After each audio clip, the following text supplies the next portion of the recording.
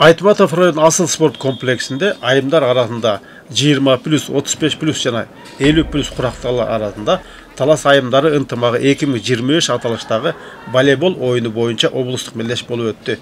Мелдешке Бишкек шаарынан да қыз келіндер командасы келіп қатышты.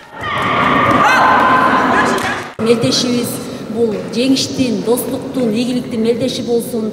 Бир кезде мектепте гана айрым мугалимдер, кыз келиндерден турган командалар болсо, азыр жапырт мамлекеттик кызматкерлер дагы, мугалимдер, медиктер, банк кызматкерлери, керек болсо чарбачыл айымдарга чейин азыр команда түзүп 35+, 45+, 55+, 65+ деп биздин таласта күчтүү спортчу айымдарыбыз аябай көйдү.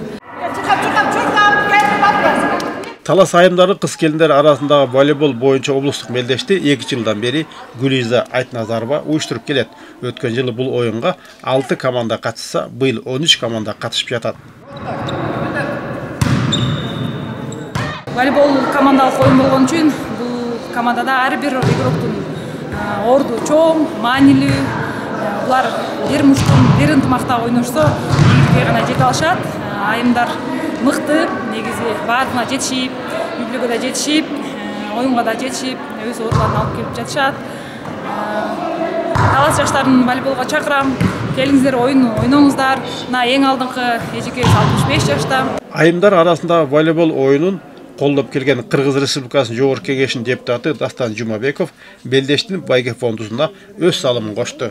Мен ойлойм, ушу Талас облусунан Кыргызстандын курама командасындагы мыкты ойногон айымдардын арасында мына келечекте Таластын да ушундай сулуу татынакай кыздарыбыз болушуп, Кыргызстандын желегин дүйнөдө, Азияда көрсөтөт деген ниеттемин. Анын артындагы мээнет бул сиздердики болот.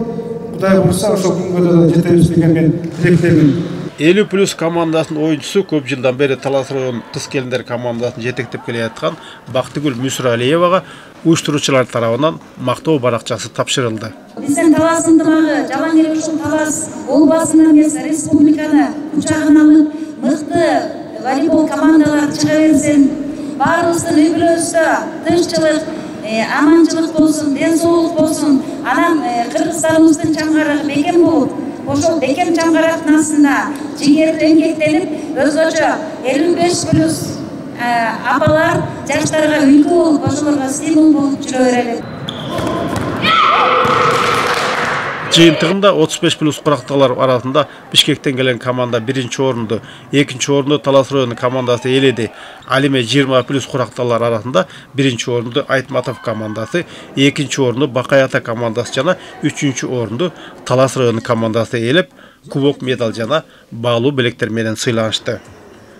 Орозбек Бешебаев, Зина Ахматова, Эркинай Жумабекова, Айтматов району.